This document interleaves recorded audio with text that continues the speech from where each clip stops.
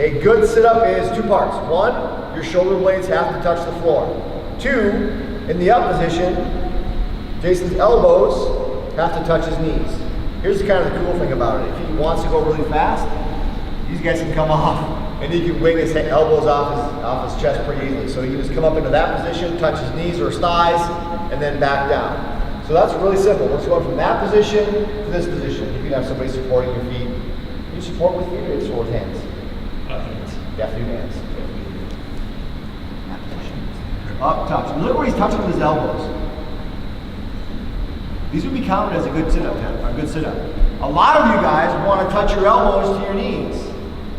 How much farther is that you have to go?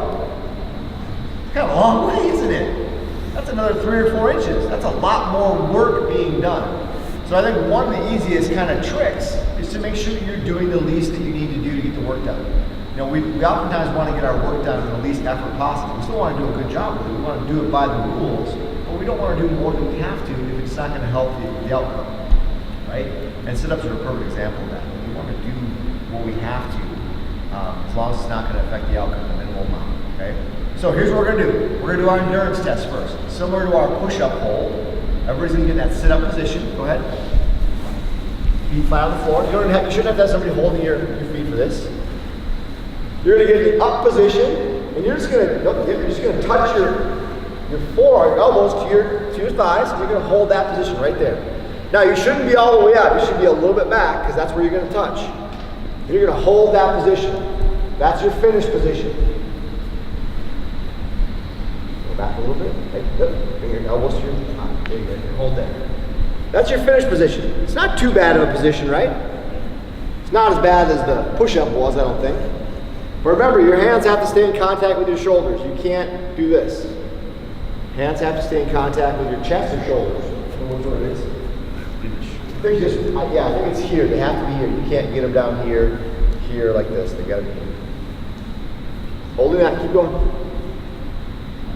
So again, if you can't hold this for 60 seconds, you're going to have a hard time doing push-ups or sit-ups for 60 seconds.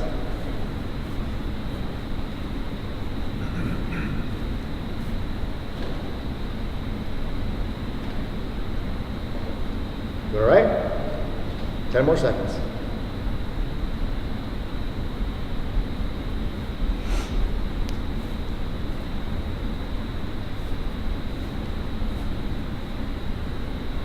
And rest all the way down. So is that as bad as the push-ups or a little better? A little better. Now it's going to be a little better because believe it or not, the muscles in the front of your body, like your rectus abdominis and your stabilizers, are more endurance-based muscles versus the push-up. Your arms and your shoulders are what we call movers. These guys aren't endurance-based, so holding that position is a little bit harder to do. All right. So just like we did last time, we have to do 60 seconds worth of strength building. The way we're going to do that is through an eccentric load. So here's what we're going to do. Jason's going to come up, and his starting position is actually going to be up. When I start counting and I say go, he's going to be lowering down to that count of 10. I don't want your shoulder blades touching the floor until I say 10. So don't go 1, 2, 3, 4, right? I want you moving the entire time. Some of you are going to start to feel some shaking or some quivering. That's okay. You're going to be all right, I promise. It's just your body's kind of adaptation. It's trying to hold that. It's not very well coordinated. All right? Here we go. So the quick demonstration is, and go. 1, 2, 3, 4, 5, 6, 7, 8, 9, 10. So there's no shortage in the world of strength and conditioning, personal training, of ab exercises. There's 10 million of them. From bicycles to flutter kicks to all kinds of things. And I'm going to tell you honestly, many of those exercises are really designed to do one thing. Any guesses on what that one thing is? Strengthen your core, make you hate life.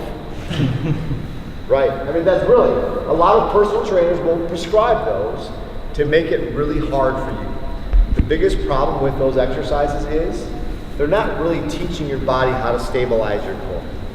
They're not.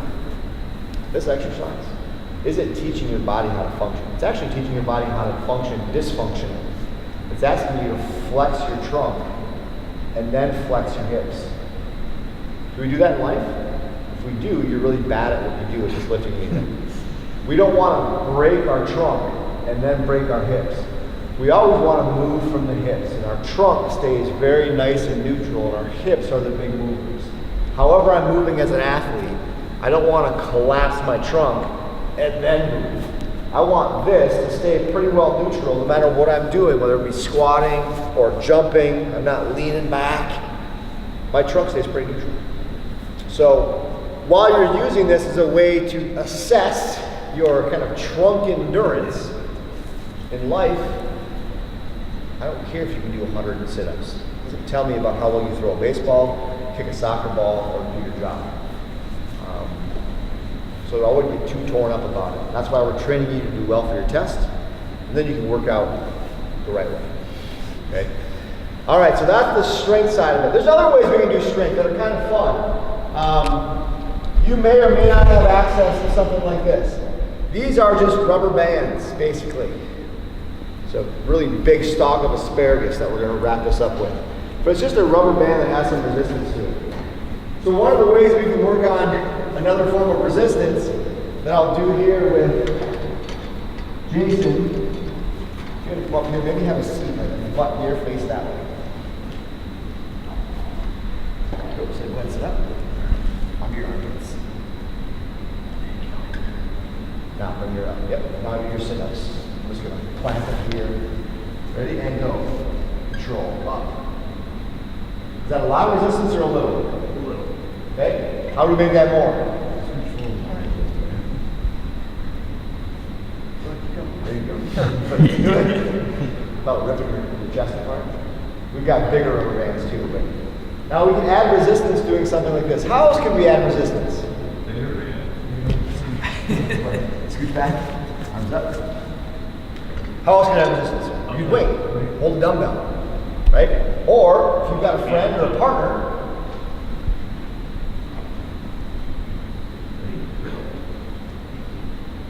resist the dumbbell. There you go. Resist it. Resist it.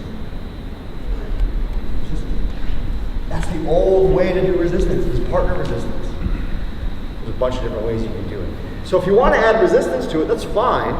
Because again, you have to build up some strength in those muscles. There's nothing wrong with doing it. Eccentrics is an easy way to do it. Bands are another easy way to do it. Dumbbells are an easy way to do it. Okay?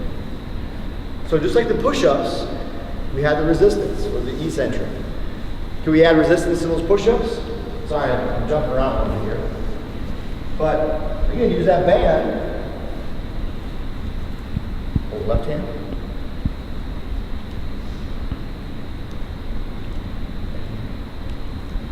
Now we can do push-ups from that position. There you go. Now with a little bit of resistance, we can do push-ups that way. I can do partner resistance. Push up. Oh, there it is. Good. I can do sandbags. I can do, right? There's a bunch of ways to do resistance as well. Just to make sure you understand the resistance side. Now, how about the tempo? If I want to do assisted push or sit-ups. How do I do assisted? Well, the simplest way, if you don't have equipment, that I like to use is called throwing sit-ups. So if Jason lays back, he's just going to take his hands. When he goes back, overhead, he's going to sit up and throw his hands toward his feet. Then back. Throw his hands toward his feet. So what are his hands doing here?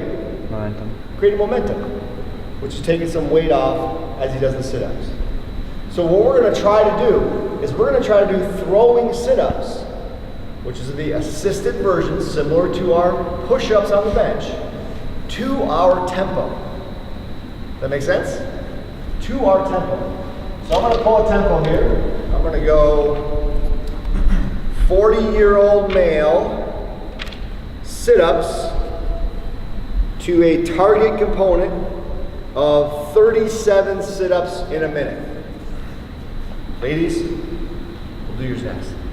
You can try to keep up if you want, it might be a little fast. Let's see, the females from the same age, 40 to 49.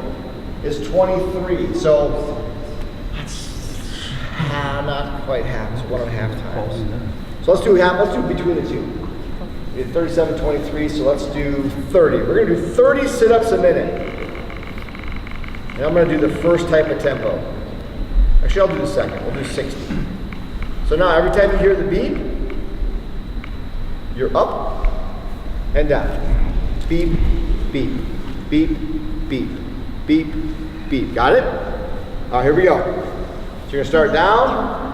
I know you don't have somebody holding your feet. It'd be a little easier with somebody holding your feet, I get it, but we're using our throat, we're using our arms. We're throwing sit-ups. We're gonna do throwing sit-ups. Ready? And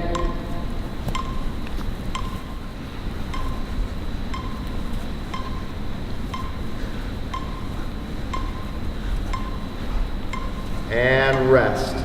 Now notice some of you guys were still coming all the way up, right? You weren't coming up to where you had the finish position with your elbows on your thighs.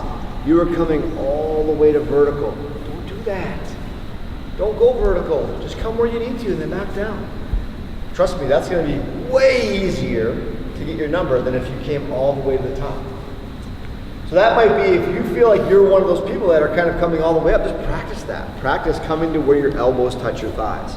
Practice that rest position. Practice that finish position. Hold that for 60 seconds. Practice that's where you're finishing. Practice with, maybe you have, you're putting putting some painter's tape on your thighs. And you're gonna touch your elbows to that painter's tape on your thighs rather than down by your knees. Do something to make it easier for you to actually be successful. Don't make it harder, make it easier. Now another way we can do assisted, this is a fun way, is by using our friend the band again. But now this time, I'm gonna go around his back this way. Now you can come underneath with your hands. No, sorry, over the top. And then underneath. Yeah, yep, that's like that. Now let's stay in place. Back, touch, back, touch. Now we use that as assistance, right? It's pulling him up. Now again, if you don't have a rubber band like this, it makes it a little bit harder, but have you guys seen these before? They're not really that hard to find, and they're pretty cheap on Amazon. If you wanted to work with one, this is gonna cost you about 12 bucks. Not incredibly expensive.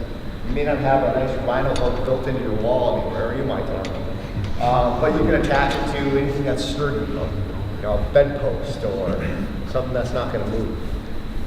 It's a great way to do assisted sit-ups. Again, the whole purpose of assisted sit-ups is the tempo. Just working on that tempo. Working on that tempo. All right?